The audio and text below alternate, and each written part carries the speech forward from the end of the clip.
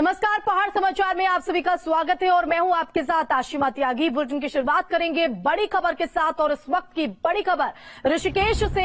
Ankita Bhandari murder case से जुड़ी बड़ी अपडेट आपको बता दें। घटनास्थल पहुंची साइबर एक्सपर्ट की team, cell tower ID scanner के साथ ये टीम पहुंची तो घटना के बाद एक्टिव मोबाइल की जांच यहां पर एसआईटी की तरफ से की जा रही। तो हत्याकांड की तफ्तीश को मुकम्मल करने में जुटी एसआईटी और इसी को लेकर घटना को रिक्रिएशन यहां पर किया गया। तो घटना को रिक्रिएट करवाकर भी तस्दीक की गई है। सूत्रों के हवाले से ये बड़ी जानकारी सामने आ रही। तो अंकिता भंडारी मर्डर केस से जुड़ी बड़ी खबर आपको बता रहे हैं। घटना स्थल पर पहुंची साइबर एक्सपर्ट की टीम, जहां सेल टावर आईडी स्कैनर के साथ जांच पड़ताल की गई। घटना के वक्त एक्टिव मोबाइल की भी जांच यहां पर की जा रही है। संवाददाता सुरेंद्र डसीला का भी सीधा रुख कर लेते हैं, जो हमारे साथ लाइव जुड़ गए हैं। सुरेंद्र, घटना को लेकर रिक्रिएट करवाकर तस्दीक की गई है। सूत्रों के हवाले से ये बड़ी जानकारी, जांच तेज होते हुए एसआईटी की।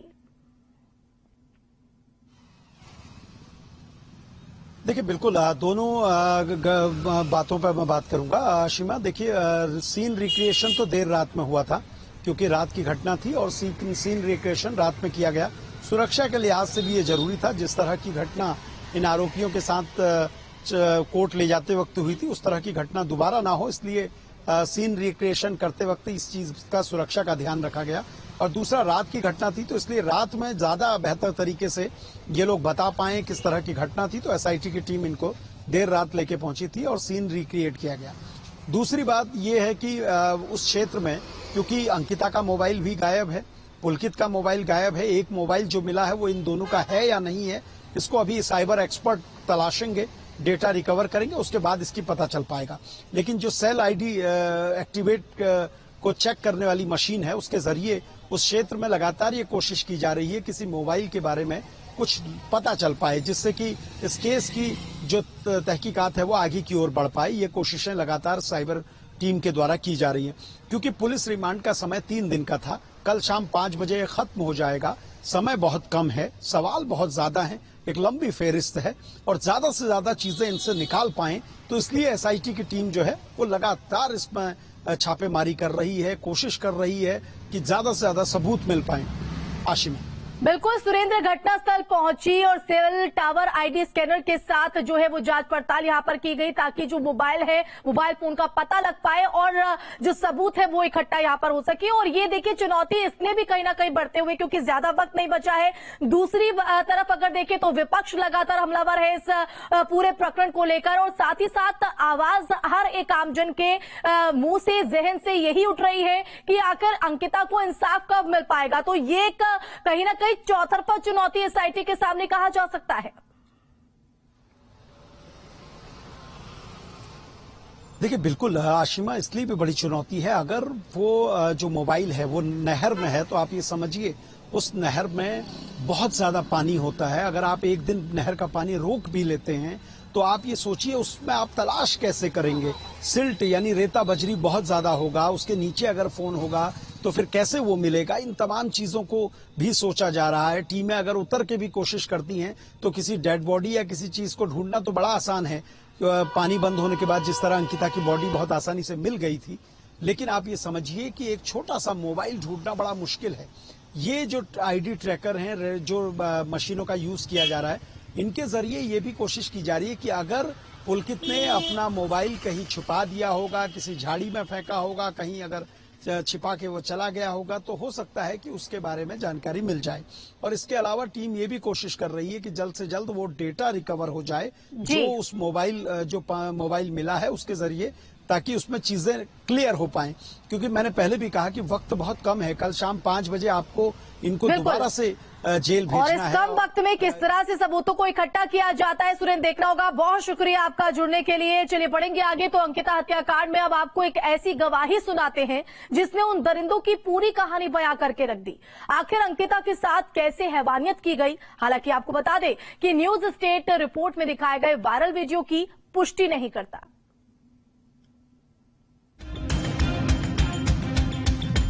अंकिता हत्याकांड में बहुत बड़ा खुलासा हुआ है। तो सर ने उनका मुंह खींचा और अंदर ले गए। वो हेल्प मी मैम कर रही थी, मुझे यहाँ से निकालो, मुझे जाना है। न्यूज स्टेट पर होगी सबसे बड़ी गवाही। नीचे मैम चिल्ला रही थी और ऊपर से हम दोनों ने देखा तो हेल्प मी मैम कर रही थी, मुझे यहाँ से निकालो, मुझे जाना है यहाँ से। सुना आपने कैसे कैसे अंकिता अपनी जान की भीख मांगती रही, हेल्प हेल्प चिल्लाती रही, लेकिन उसकी आवाज इस रिजॉर्ट के चार दीवारी में जज्ब होकर रह गई। सुनिए होटल के कर्मचारी ने और क्या देखा। क्या क्या देखा आपने? ऊपर से देखा था मैम हमने, जब हम सामान रख रहे थे गेस्ट का। तो गेस्ट कौन लोग थे वो? नीचे मैम चिल्ला रही थी, नीचे मैम चिल्ला रही थी और ऊपर से हम दोनों ने देखा तो हेल्प मी मैम कर रही थी, मुझे यहाँ से निकालो, मुझे जाना है यहाँ से। तो सर ने उनका मुंह खींचा और अंदर ले गए। वो गेस्ट कौन थे, कुछ पता है? गाड़ी कहाँ की थी वो?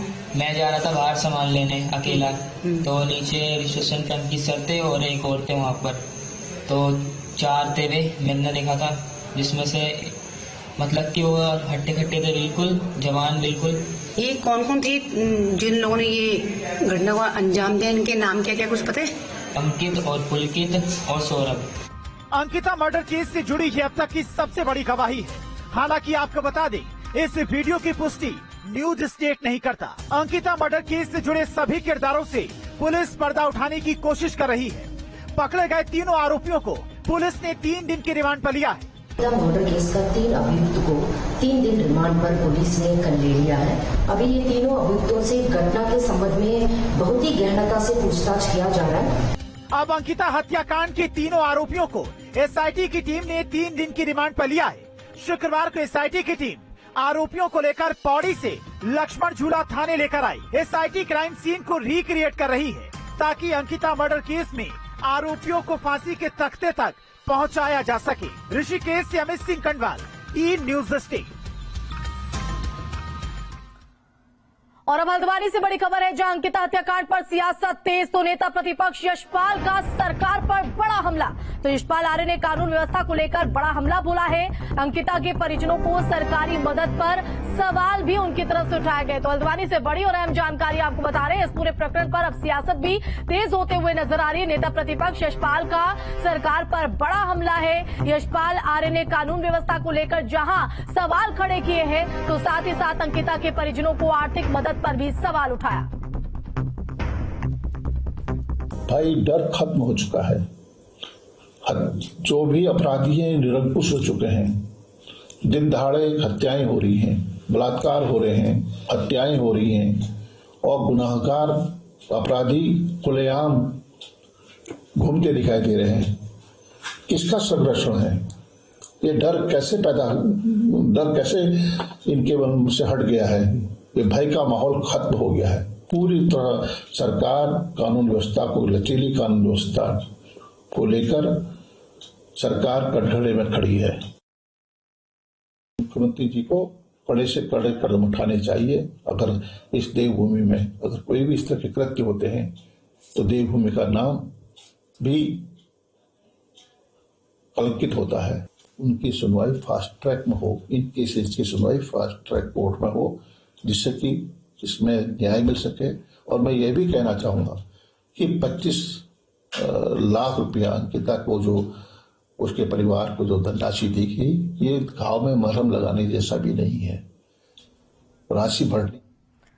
और अब देहरादून से बड़ी खबर, यूनिफॉर्म सिविल कोड के विरोध में प्रदर्शन, तो सड़कों पर उतरे मुस्लिम समुदाय के लोग। तो सरकार पर अधिकारों के हनन का आरोप यहां पर लगाया है। तो बड़ी और अहम जानकारी देहरादून से, यूनिफॉर्म सिविल कोड के विरोध में प्रदर्शन, तो सड़कों पर उतरकर मुस्लिम समुदाय के लोगों ने अपना आक्रोश बयां किया। सरकार पर अधिकारों के हनन का आरोप लगाया। तो यूनिफॉर्म सिविल कोड को लेकर यह प्रदर्शन मुस्लिम समाज के लोगों की तरफ से, उनकी तरफ से अधिकारों का हनन का आरोप सरकार पर लगाया गया है। तो बड़ी और अहम जानकारी देहरादून से। तो वहीं प्रशासन भी पूरी तरह से मुस्तैद रहा ताकि जो माहौल है वो खराब ना हो पाए।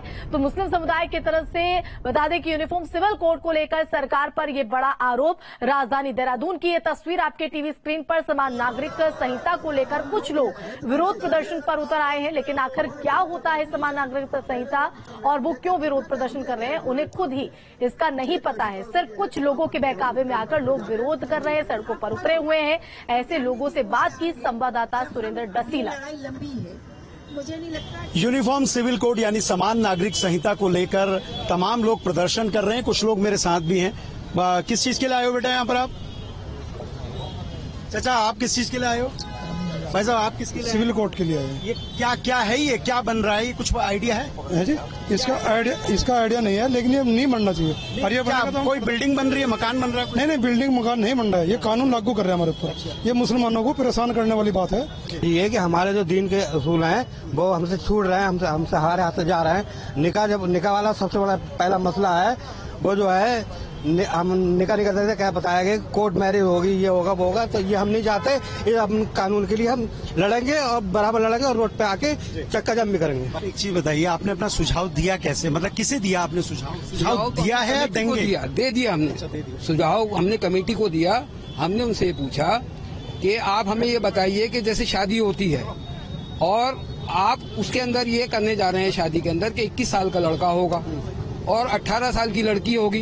अगर किसी कपल के अंदर लड़की 18 साल की है और लड़का 19 साल का है तो उन्होंने शादी कर ली, तो आपके यहाँ तो रजिस्टर होगी नहीं, लीगल है वो, जब तक तो 21 साल का नहीं होता लड़का।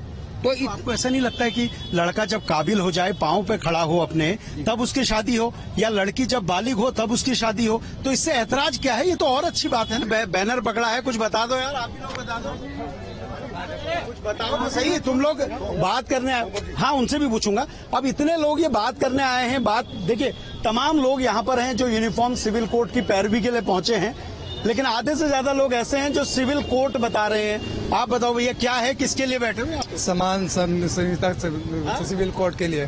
सिविल कोर्ट कहाँ बनेगा?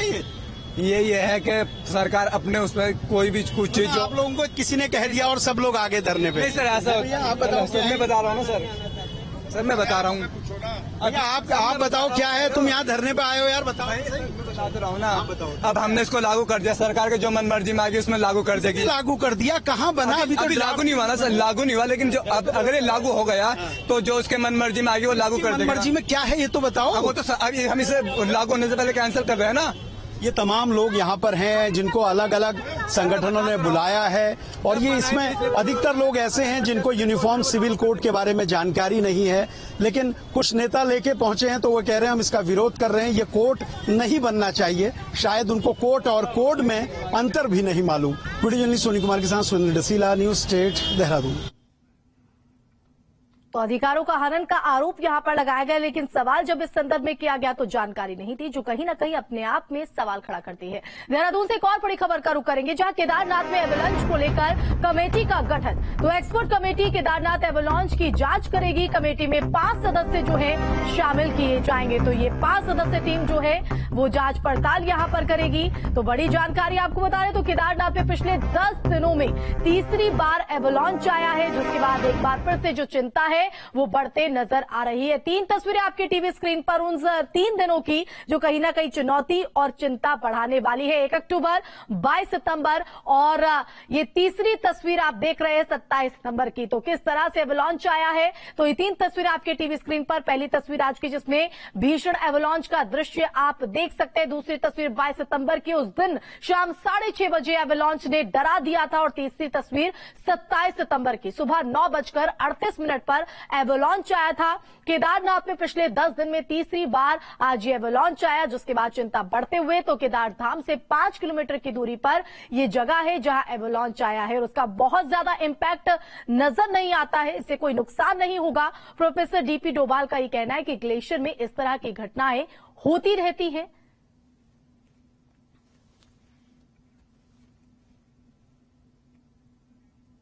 तो ये 3 तस्वीरें हैं आपके टीवी स्क्रीन पर। तो एक तरफ चिंता बढ़ते हुए, हालांकि अब इस पूरे प्रकरण को लेकर जिस तरह से तस्वीर डरा देने वाली है, उसकी जांच पड़ताल के लिए यहां पर टीम जो है वो गठित कर दी गई। लेकिन दूसरी तरफ अगर बात करें तो जो एक्सपर्ट्स हैं, जो प्रोफेसर डीपी डोभाल है, उनका कहना है कि ग्लेशियर में इस तरह की जो घटनाएं हैं वो आम बात है, ऐसे होती रहती, ये कोई डराने वाली तस्वीर नहीं है। लेकिन देखिए 3 तस्वीरें हैं और ये तस्वीरें चुनौती पेश करते हुए। तो वहीं पूर्व सीएम भुवन चंद्र खंडूरी का जो आज जन्मदिन है, और इस मौके पर उनकी बेटी रितु खंडूरी के घर दिग्गजों, नेता, अधिकारियों ने उन्हें बधाई दी, तांता लगा रहा। राजनीति से संन्यास ले चुके प्रदेश के पूर्व सीएम और विधानसभा अध्यक्ष रितु खंडूरी के पिता भुवन चंद्र खंडूरी के जन्मदिन पर उनको बधाई देने के लिए लोगों का तांता लगा रहा। वैसे तो हर साल भुवन चंद खंडूरी का जन्मदिन मनता था, लेकिन इस बार नजारा अलग ही दिखा। उत्तराखंड विधानसभा स्पीकर और बेटी रितु खंडूरी के सरकारी आवास पर पूर्व सीएम को बधाई देने के लिए दिग्गज नेता से लेकर आला अधिकारी पहुंचे। वहीं इस मौके पर सीएम धामी ने कहा कि पूर्व मुख्यमंत्री खंडूरी का जीवन एक आदर्श राजनेता का रहा और प्रदेश से लेकर देश में ईमानदार और कड़क छवि के लिए वो जाने जाते हैं। आज जनरल साहब का जन्मदिन है और उन्होंने लंबे समय से तक देश की और प्रदेश की सेवा की है। हम भगवान से प्रार्थना करते हैं कि वो दीर्घायु हों, स्वस्थ रहें और लंबे समय तक उनका मार्गदर्शन, उनका आशीर्वाद हम सबको प्राप्त होता रहे। उनके द्वारा अनेकों कार्य, जहाँ सड़कों के क्षेत्र में भारत में मंत्री रहते हुए और उत्तराखंड के अंदर मुख्यमंत्री रहते हुए तमाम ऐसे कामों को उन्होंने आगे बढ़ाने का काम किया।